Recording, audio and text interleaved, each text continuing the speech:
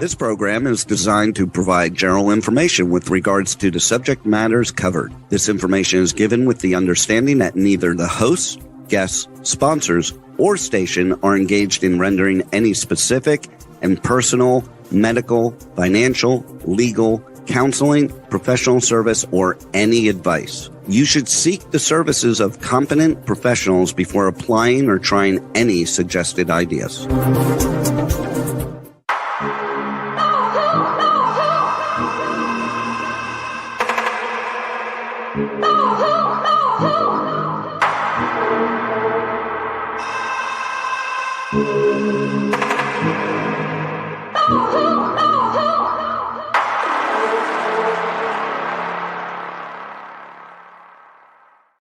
Good merry morning. Welcome back to another episode of Hit the Road Jack, Finding the Zodiac. I'd like to welcome everybody to our Christmas episode, if you will. So I have come dressed appropriately as Santa's little helper. I am bringing us back, obviously, into where we left off last week with the Epstein case. And of course, we have just a few slides we're going to go through, and I promise we're going to make it through that and climb right back into John Mark Karr and his involvement in the Jon Benet Ramsey case. I want to be able to at least share some interesting research, because we did talk a little bit last week about another inquiry in regards to a former suspect that we have talked about in the Zodiac case. So we'll cover a little bit of that information today, which really kind of just solidified what I had told the individual who was looking to do that research, because she was trying to reach out to Sandy Betts, and that's something that we'll talk about in those emails. But first, I wanted to start with an interesting post that I saw on Facebook last week, and we'll go ahead and put up the presentation for that so everybody can see what I'm talking about. I received this across my feed, and it's from a Taylor Lorenz, and she pointed out the fact that Democrats are working overtime to censor the entire internet, and this is why they're pushing laws like COSA, Screen Act, etc. Now, I'm going to have to do some research on those laws. I'm not sure what these laws are. Obviously, I don't stay in the loop of legislature, but it will be interesting to note what those laws are going to be, because when I finish what I have to say about this, you'll be blown away. They want to tie every single thing you say online to your government ID while criminalizing speech that they don't like. Now, we've already seen some of this play out in things like Facebook. You go to Facebook jail if you cross their lines. You speak about certain things on your YouTube podcast or on Facebook, and you will get banned for a period of time, and possibly even removed altogether, depending on how egregious they find your speech. So it goes on. This was really a post about Clinton. So she is reposting something from Defiant Els, who stated, "Oh, let's kill that phone." Who stated that Hillary Clinton, Americans who engage in misinformation should be criminally. I'm sorry. Let's put on some glasses. Wow. Should be civilly or criminally charged. Now, that blows me away coming out of this woman's mouth, because honestly speaking, I'm pretty sure that she is the queen of misinformation and lying. And I mean, look at what her entire family has done to the United States in regards to Bill Clinton in office, and her on the outset with her emails, and all of this controversy surrounding them with all of these suicided individuals. But for me, I have never really cared for the Clintons, and I've always believed that she was a liar. She is a FaceTime person. There were recordings from Bilderberg meetings where she had indicated that she doesn't even like Americans. I guess she would prefer to be in Europe. Well, so go to Europe and stop trying to navigate our government, please. And don't come out on any type of MSNBC or anything else talking about how we're misrepresenting or misinforming individuals, when I want to say 90% of the stuff that I get in trouble for on Facebook, somebody else has put there. Has that person been banned, blocked, or put in Facebook jail for it? Probably not. But to be told that it is untrue, well, that information information came from somewhere. And of course, we find these days, at least they're saying, that 90% of Americans are getting their news from social media. Well, we can't trust the news, so then we look to social media, and social media isn't accurate either. So I beg of people, do your research when you put things out there. Make sure that what you're forwarding or you're passing on to others, that it is actually something that's said. Because if this is true and that they can actually tie this back, I feel like this is something that they're actually doing in China, where you can be tracked for the things you said. But then if the Democrats are looking to do that and to push these laws, then are we really in a democracy anymore? Do we really have freedom of speech anymore? And I get it. There's a difference between freedom of speech and just passing on bad information or things that can harm or hurt a person. But for the most part, we should be able to speak our minds, whether it's in regards to our medical care or in regards to politics or how we feel about things. We should be able to say whatever we want to say. And of course, we see this on the heels of what Trump had said about the Reiners last week, which at first, when I read the post, I thought somebody else is writing this for him. It's written in third person. And then I went on to read additional news sources, which indicated that, yes, in fact, he was the one that wrote it, and the White House refused to take it down. I think that that's kind of proof in the pudding that he is pushing for freedom of speech. That's his thoughts. He's been in turmoil with the Reiners for a very long time, it sounds like to me. And that's the way he felt about it. And is he supposed to not say how he feels just because he's the president? Or should he be honest about how he thinks? Now, I don't condone what he had to say. I myself thought that was a little brutal. We want to have a little bit more empathy. But as I've indicated, empathy is meant for our level of society. And that's why we all get upset. And then we're passing on what he said and we're bashing him and calling him out because we have the empathy. If they had empathy, all of our homeless problems and our hungry problems would be solved. So back to the research. I had a reach out from a gal named Christina, which I talked about briefly last week in regards to her interest in Lawrence. She calls him Kane. In my research, I could only find that he had ever written his name as K-A-Y-E, or as Klein. So he was originally born Klein, and he changed his name to K. Now, how Kane came about, I'm not exactly sure. That would require more research. I'm just not willing to do because I don't find that he's a plausible suspect for the Zodiac. But she reached out saying, I have questions on Kane, primarily because he lived near the Presidio where Stein was shot, worked in Lass's building at the hotel, and someone also told me he interacted with Farron. And I don't know who someone else is, but she says, I've been analyzing the Zodiac letters, but more for occult symbolism, which is abundant. Now, mind you, she has a undergrad of criminal forensics, I believe, in journalism and in psychology. So she kind of matches me on my undergraduate, so I can see where she's coming from psychologically, wanting to look at these for that occult or that cult type system. She says, and comparing and contrasting to the Son of Sam and Black Dahlia letters. So it's very interesting. She's finding a connection herself between Zodiac and the Black Dahlia letters. Son of Sam is something I've pondered, but they did obviously get Berkowitz for that. And in the end, I would think that he has indicated or intimated that there was a group of people. And I believe just by the docuseries alone, you can tell that there was an actual group involved with that. She says, I'm also in contact with David Berkowitz and have been since 2022. He granted me access to his military records, including medical. Maybe you'd like to review a signature on his military document. I had no idea you were a handwriting expert. And then she writes, a enlistment officer, which I'm not sure why. It is troublesome. I received them from National Archives, also from the Bronx DA to double check pre-subpoena. No change across the document. So evidently she is indicating, and I want to say it's Kane that she wanted me to look at, but I'll have to double back on that. Her real goal at this point was to talk to Sandy Betts. So I passed the message on to Sandy Betts, and after explaining to Christina why I did not believe Lawrence Klein, or K, was the legitimate suspect of the Zodiac, and that was because he had prefrontal lobe damage, and his handwriting is very rudimentary. His line quality is extremely poor, and that usually it is indicative of having a lower level of education, which is consistent with what I find about him and his background. So I had ruled him out. And this was Sandy Betts' response in regards to that. She says, hi, Annette, I'm okay, but I got another death threat from my suspect on December 1st, 2025. I'd be really interested in seeing that, Sandy. I hope all is well with you. Tell the person who likes Kane for a Z suspect that Larry Kane has been proven to not be the Zodiac. Detective Tom Bruton from SFPD went to meet Kane, got his DNA, prints, and handwriting. Nothing matched. It was Vallejo PD in 1990 who told me the picture I have of my suspect looked like Kane.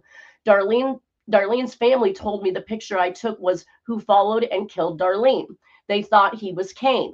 I wasted 10 years investigating Kane, believing he was my stalker. It wasn't until Kane died and my suspect was still following me that I knew he wasn't Kane. However, they looked a lot alike. Now, I've seen her suspect and I've seen these pictures of Kane. I'm not really maybe she's got a different picture. Maybe I'm looking at something else. I will have to confirm that with her, but I'm not seeing a likeness there.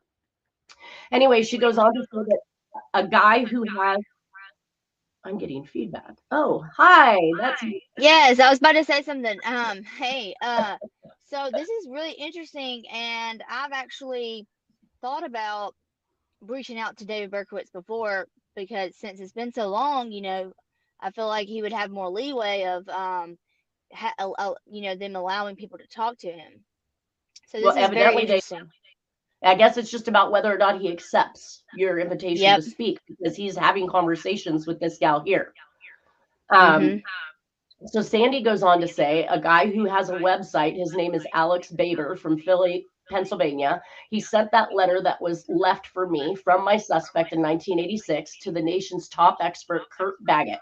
Both Baggetts confirmed that letter was written by Zodiac, as well as a few other experts. I don't know who she's saying a few other experts because we've had conversations, and as far as I knew, Bart Baggett was the only person that had stated this. And interestingly enough, these are both the mentors I came in under when I began to learn handwriting. This is the school I went to. And I don't know why she doesn't seem to remember or hold in her head, because I've discussed with her the fact that Bart Baggett named another suspect. He named Deborah Perez way back from 20, I want to say it was 20, must have been 2009 when I started this case. He had informed me he was working on a documentary and a book deal in regards to a potential suspect. And what I found out was that later he had employed Deborah Perez. And I want to say employed because he would have had to have taught her how to write like the Zodiac, or at least somebody would have. And he stated that she showed a genetic predisposition to write like the Zodiac, who was her father, and that was the suspect they were going to name. I was then contacted by the actual biological daughter of the man that they were claiming was the Zodiac. And I did an analysis of his handwriting, and there is no way he was the Zodiac. He didn't even write with lowercase letters. He was pure capitalization or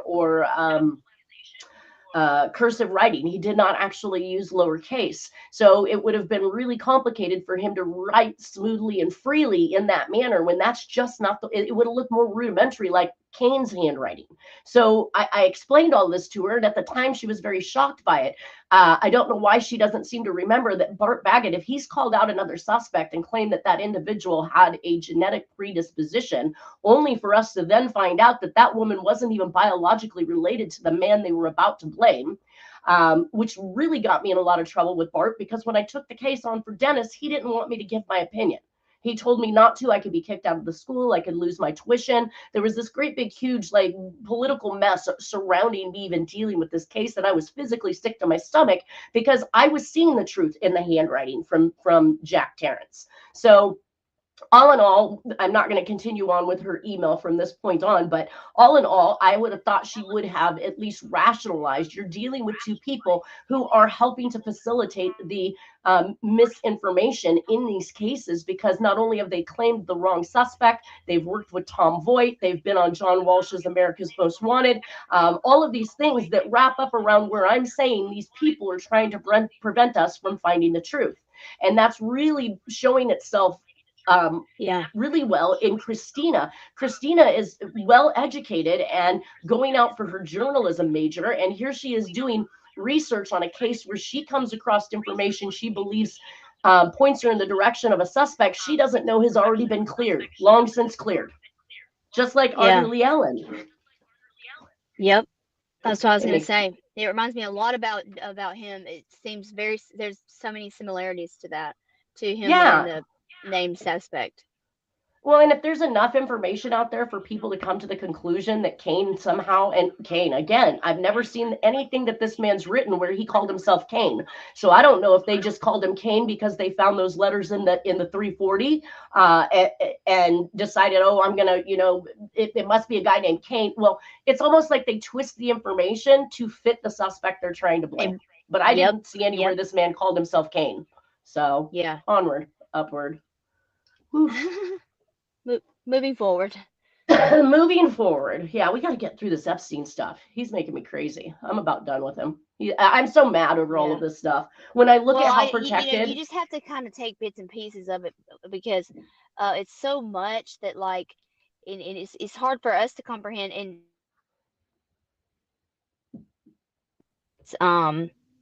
would to portray it, rather than just being thrown in there. Like we've been in it and then we see how crazy it is. So you just have to kind of like take breaks literally from it. And then like you always come back to it because it always wraps itself right back around its web, so. Yeah. I mean, the degrees of separation here are none. There are no degrees of separation. You have no choice but to climb back in. But to watch and see how these people were protected over their dastardly deeds, whether it was the fall of the real estate market in 2008, we're starting to see that there are more things that Epstein has been involved with, but has been protected from and never been busted. Not in any Ponzi scheme, not in this Bear Stearns thing. Like this man could turn evidence and now all of a sudden he's important. We're not going to mess with him. We've got DAs. In fact, let me just continue on with this here article because it's just another area of protection. So it says Epstein served almost 13 months of his 18-month sentence before being released in July 22nd, 2009, for a year of probation on house arrest until August 2010. His early release after 13 of 18 months served was because he provided information regarding the Bear Stearns executives Ralph Cioffi and Matthew Tannen, whose conduct was scrutinized by the SDNY court in the In Bear Stearns Companies, Inc.'s securities derivative and ERISA litigation before the bank was acquired by JP Morgan Chase.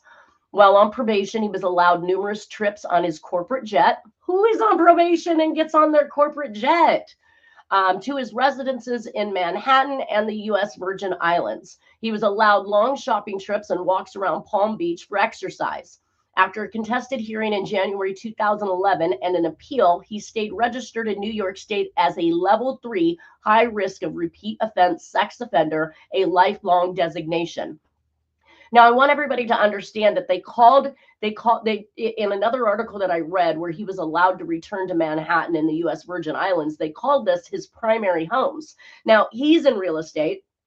I've been in real estate, and anybody who's been in real estate knows that you're only allowed to have one primary residence.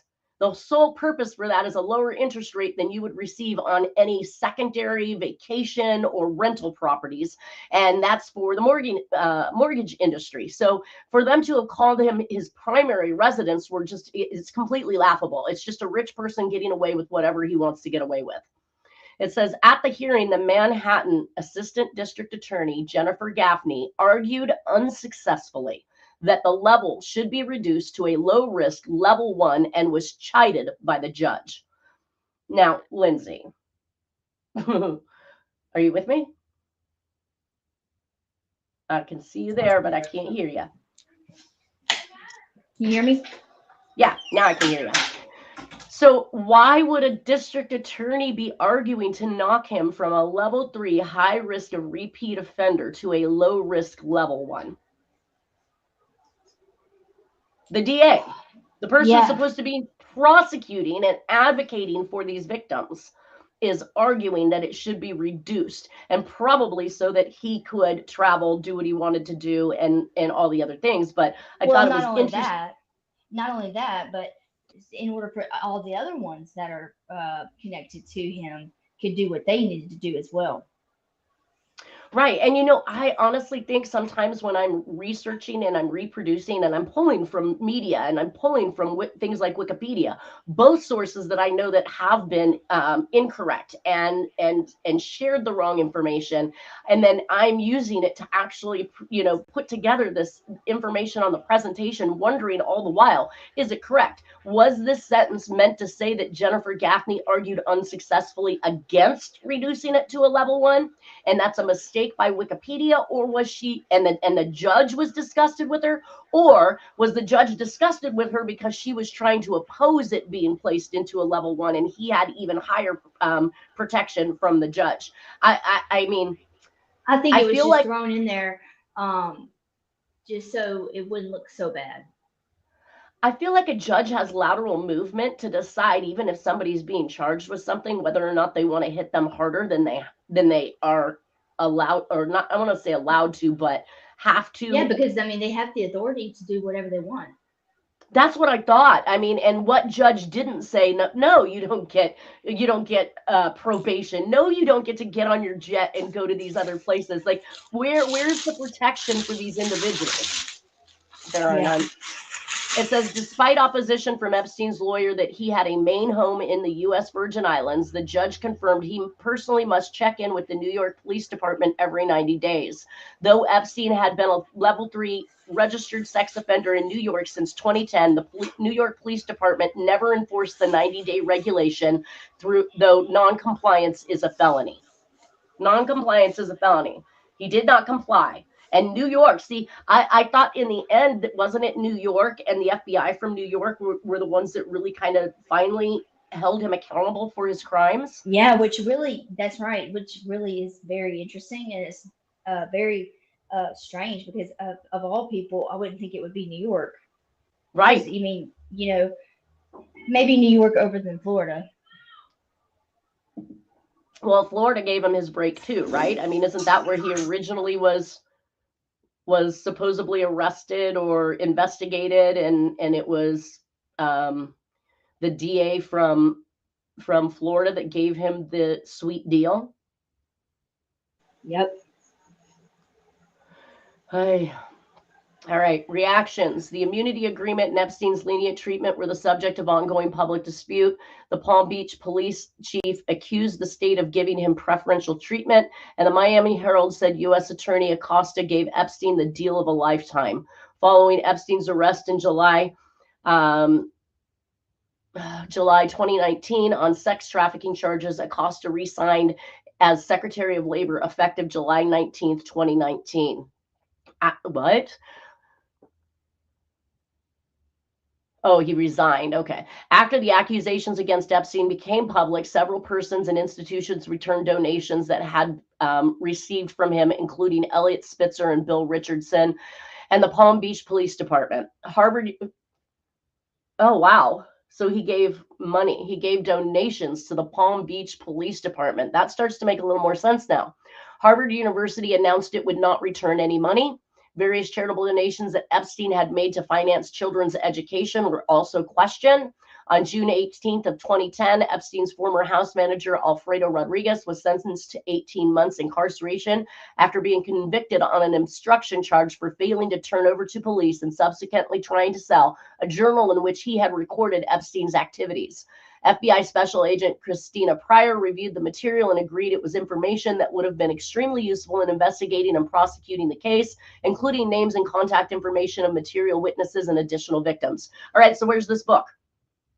I want to know why we haven't seen that. Everybody keeps calling for the Epstein's files. What about this guy's journal on people he has recorded that has been to the island? So the investigation in France on August 23rd, 2019, the prosecutor's office in Paris, France, opened a preliminary investigation into Epstein after Yael Meloul wrote to the Paris prosecutor to report the international dimensions of the pedophile network involving Jeffrey Epstein, criticizing the slow pace of justice. He is being investigated for rape and sexual assault of minors under and over the age of 15, criminal association with a view to committing crimes, and association with criminals with a view to committing offenses. The prosecutor said that the goal of the investigation is to find possible crimes committed in France and elsewhere against French citizens. An associate of Epstein, modeling agent Jean-Luc Brunel, was arrested during this investigation, but was found dead in his jail cell in 2022. All right. Dead in his cell. Was that another suicide or suicided? Either way. Notable criminal associates. Epstein associated with Harvey Weinstein, and they had a favorite outdoor table at a restaurant in the Hamptons. However, Epstein severed his relationship with Weinstein when the latter acted too aggressively with one of his favorite girls. Wow.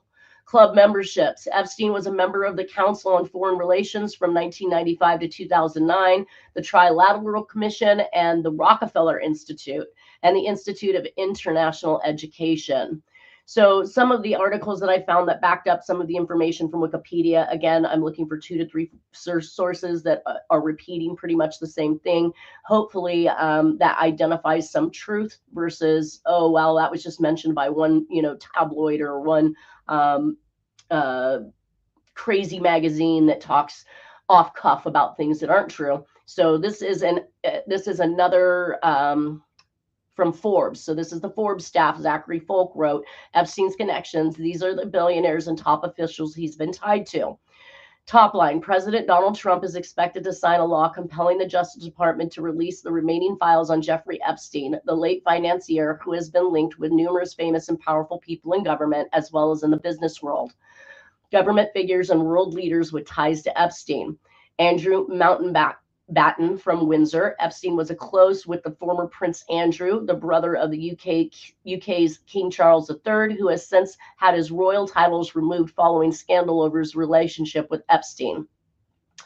Andrew confirmed he stayed at the Epstein's home after his conviction in 2008, and he ended up paying to settle a lawsuit brought by Virginia Giuffre, one of the Epstein and Ghislaine Maxwell's victims. So there's one person. Former Treasury Secretary Larry Summers, Catherine Rumler, Steve Bannon, business figures with ties to Epstein, Thomas Pritzker, Leon Black. All of these people are millionaires, billionaires, you name it. It comes back down to Reid Hoffman and Peter Thiel. This is the PayPal mafia that we spoke about last week. So now we have a secondary article in the Forbes magazine stating that there is allegations of associations there. So kind of in the whole, I want to do a basic rundown on John Mark Karr as a overall summary of what we were discussing and how he was able to get away with these things that we're talking about. So we know that in 2000, John Mark Karr moves from Alabama to Petaluma, California, 0.8 of a mile from Klaas's home. He evidently has some interest in Polly Klaas and her murder, which doesn't really make any sense because she was killed in 1983. This is more than 17 years later. It doesn't really seem that somebody would be that interested 17 years later, or even believe that the parents still lived in the same area. There's really no reason to believe that he moved to Petaluma because of Klaas. But 2001, John Mark Karr is arrested as a substitute teacher for having child pornography on his computer. 2001, Cass, John Mark Karr's attorney, states that John Mark Karr was under suspicion for involvement in the Jon Benet Ramsey case and had an interest in both Klaas and Ramsey cases. October and November 2001, John Mark Karr is released from jail on supervised release 45 days before trial. John Mark Karr missed his hearing before trial and had left the country, going to Malaysia and ultimately to Thailand. In 2002, the letter to Tom Voigt came from Malaysia. In 2003, the letter to Tom Voigt came from Thailand. And let me restate that. The Zodiac killer letter. So it would appear that the Zodiac was in Malaysia mailing these letters to Tom Voigt, or that the Zodiac was in Thailand mailing this letter to Tom Voigt.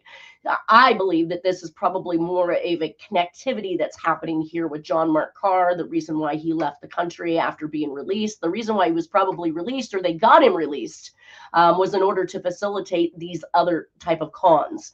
So circa 2002 to 2003, John Mark Karr begins email communications with Michael Tracy, giving inside information about JBR's murder that showed inside information or a connection to this case, as stated by John Mark Karr's attorney, Cass, until his capture in 2006. And I'm still kind of wavering on the capture part, because I had originally believed that he walked in and turned himself in, and that happened a mere 9 days after Jack Terrence passed away in the hospital. Then I see that Michael Tracy maybe helped hunt him down and figure out that he was working at another school in Thailand and that the police showed up there. So I've seen pictures where they're basically, hunkering down and scoping him out from the outside, and that he was then arrested and taken into the Thailand jail. So I'm still kind of up in the air about what the truth is there.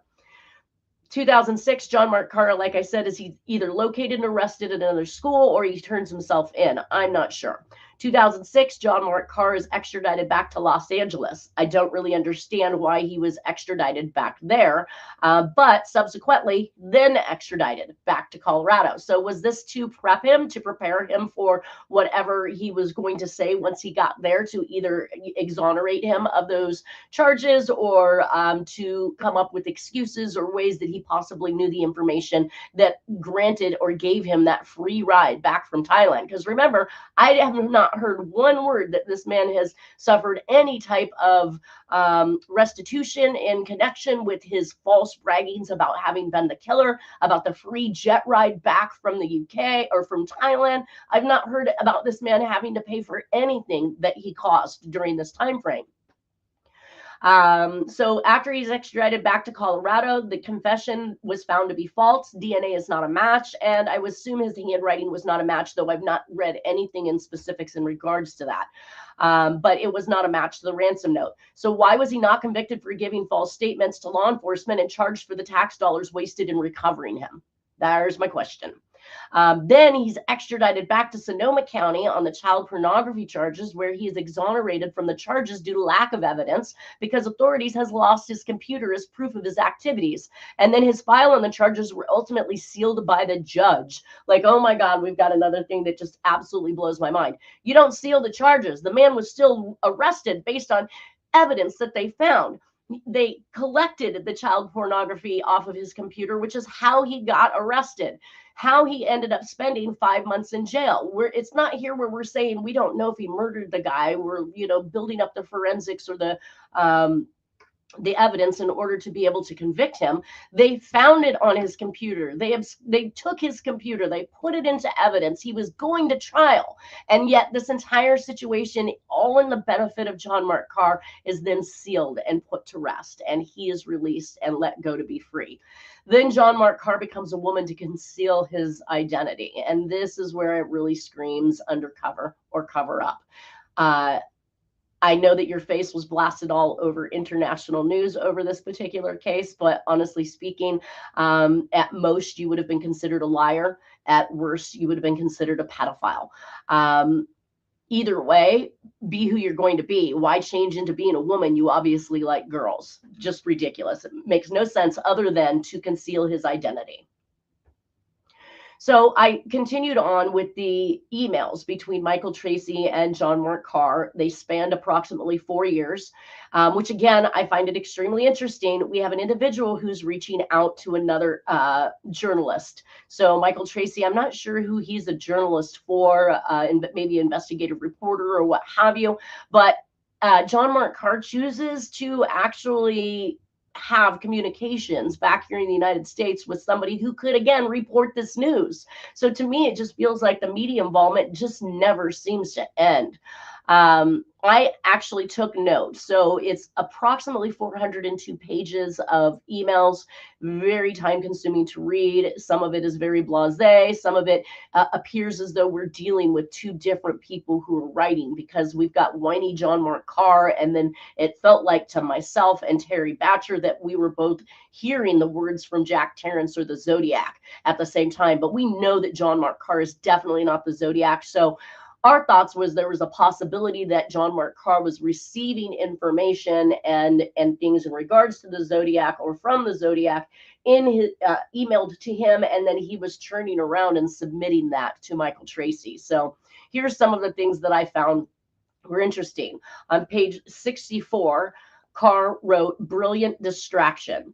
Now that to me it's Zodiac 101, because he really believed that he gave the police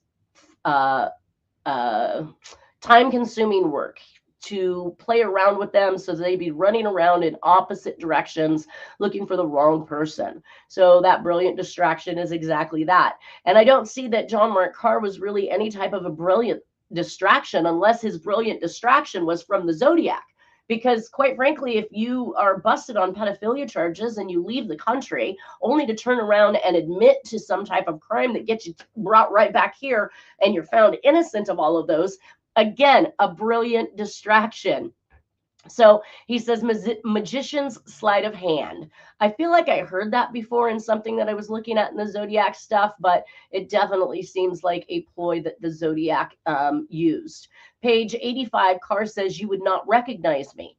And of course, the Zodiac ploy he wrote about, however, the writing seems very female, but Karr is going through female gender identification. I don't re-identification. I don't know at what point he started doing this. I feel like when he came back, he had not made any of these changes yet. He definitely looked like the same man he was. And it wasn't until, years after he had gotten back and was excluded from these crimes that he started to make these changes. I'm sorry. Are we back, Lindsay?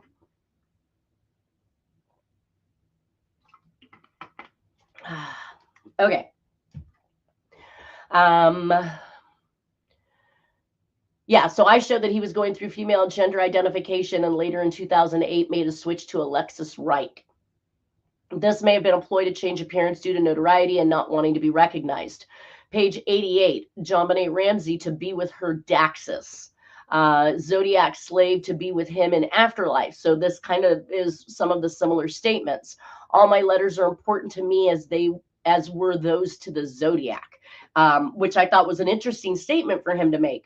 He then says merit, life based on Zodiac's deep desire to receive recognition for his deeds. On page 110, reference to Stephen King and writing mega pages. Now, if we remember the letters that went to Tom Voigt, the Zodiac author said he wanted it to be a mega hit. So to see mega pages, mega hit, we've got, again, some of these similar linguistics. Need to know if the public is interested in him or not is of great importance to him, just like Zodiac. There's a strong desire to dispel the untruths told about the case, again, just like Zodiac. On page 156, there's more concern about people not believing him than hating him. And that also was something that we heard in the Tom Voigt letters. I'm sorry. Let me take that back. Not the Tom Voigt letters, but Jack Terrence himself had indicated to Dennis Kaufman that he was more concerned about what the people he knew would think of him than having been charged with the Zodiac cases. So he wanted Dennis Kaufman to wait until he had died in order to write the book that stated Jack Terrence was the Zodiac. Page 166, there's a reference to Patsy and Jon Benet walking in the gardens of paradise. So we have the mention of paradise. On 166, there's a poem about dying because Patsy had died. And we know that I make several references to poems and poetic references that are in the Zodiac stuff. Sorry, you guys, getting over a chest cold. 166 to 167, there's threats of suicide, descending into the depths. Now, this is much like the Riverside letter of walking into the ocean, where he says, sorry, Mary. And then, of course, we had the Titwillow, going into the billowy waves, all of these signs of death or suicide. On 171, Tracy calls Daxus poetic. I've been calling Zodiac that for years. On 273, there's reference to time. 275, double life in so many other cases. Again, something we heard Zodiac talk about. On page 286, I've been running for years on all levels. I'm not really quite sure what that meant, because he really wasn't running from much up until he was busted in 2001. So we're only talking, and maybe his reasoning for putting years was that he began running in 2001, and then these messages started in 2002. Page 316 uses 2030 for a time reference, which is a military reference. I don't know that John Mark Karr spent any time in the military, but he also references the snow. We have movie and media references, just like the Zodiac. So on page 96, watched A&E interview, just like Zodiac watched Badlands and other media on the case. Michael Tracy and David Mills filming documentaries with the Ramseys. Daxus contacted David Mills, just like the Scorpion contacted John Walsh as a suspect, wanting to tell the truth. Tim Miller did the same thing to Zodiac equals Tom Voigt, trying to get his story out there. Daxus calls himself like Stephen King, then thanks Tracy for comparing the likes of him to Stephen King. I'm extremely confused. So what is this little game that they're playing back and forth? I really don't get it. On page 126, he says, Patricia and John used that quote because it was heavily influenced by a similar quote in a favored film.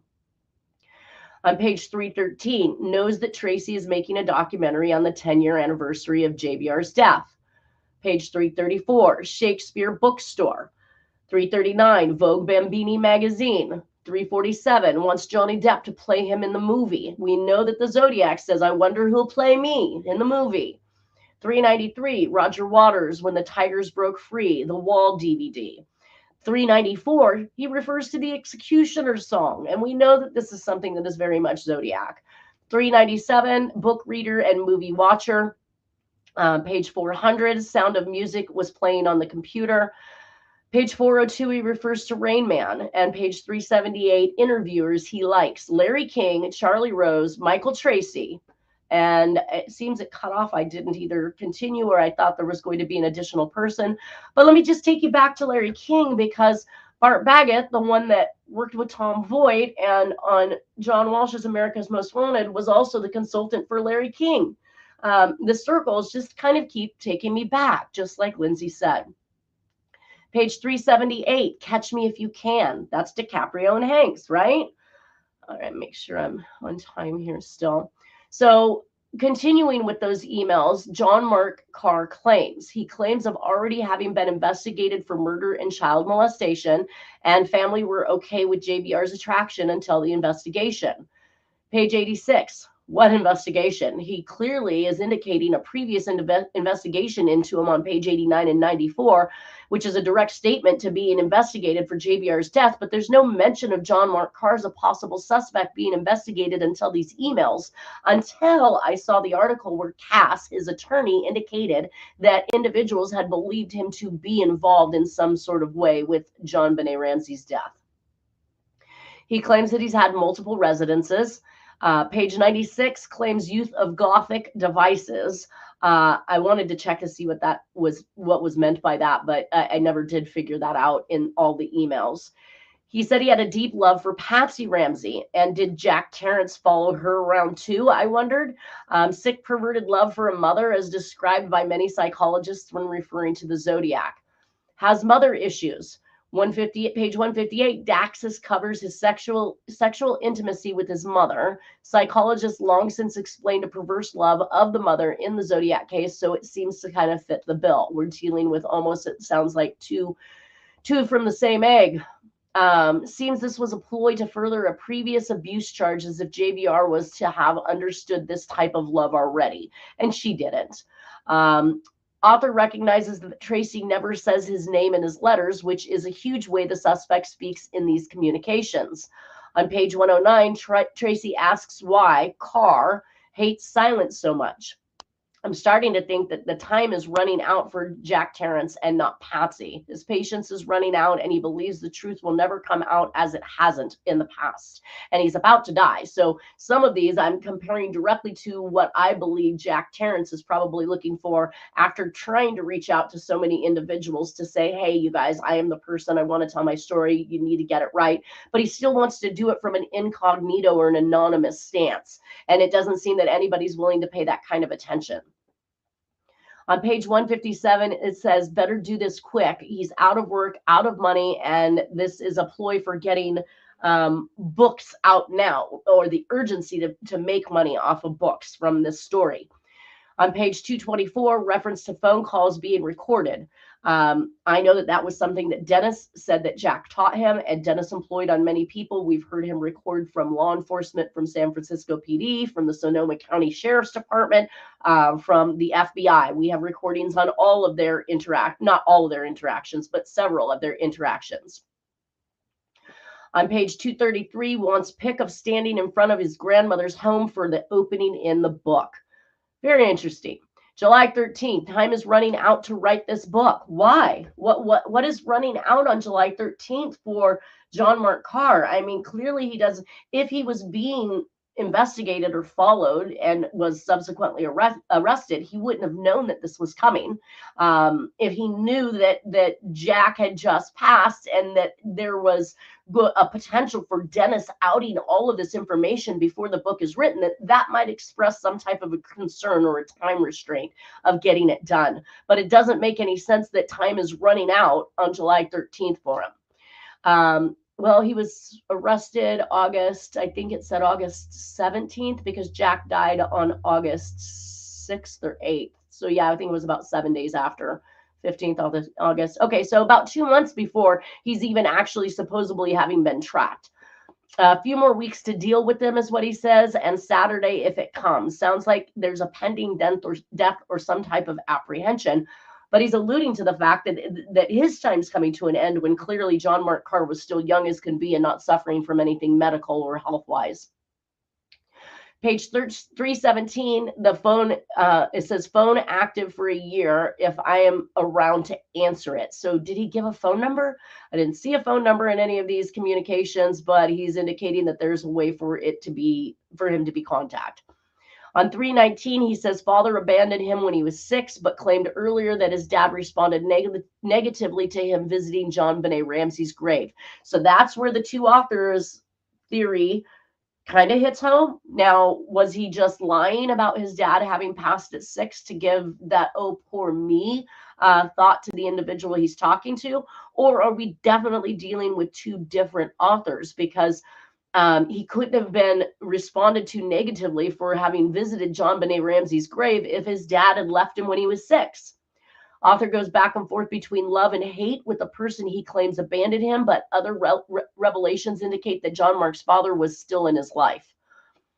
Page 334 speaks of surgeries, which is obviously a lie, at least until 2008 for John Mark Karr, because he was clearly still a man when he was arrested. Page 339 claims his mom died when he was 6. So again, are we back to another lie? Like, what is happening? Page 346, the departure point 3,000 miles from his home. Supposedly he had 3 homes. Sonoma County released with departure from East Coast shortly after or around the mailing of anthrax.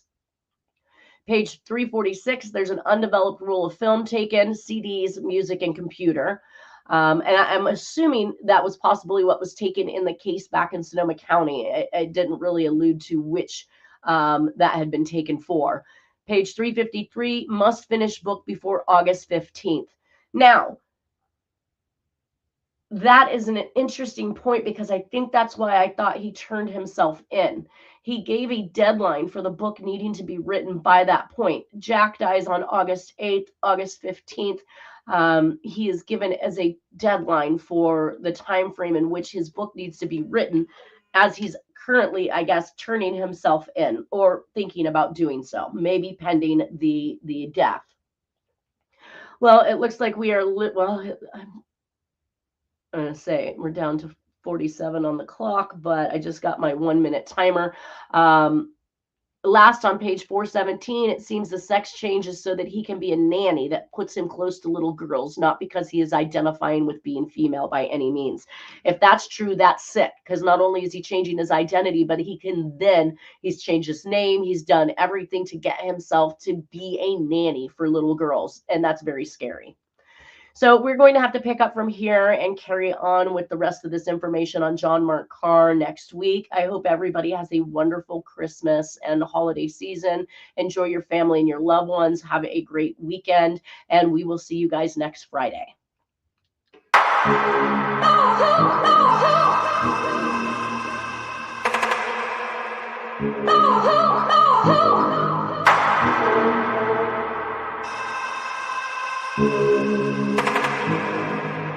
Oh,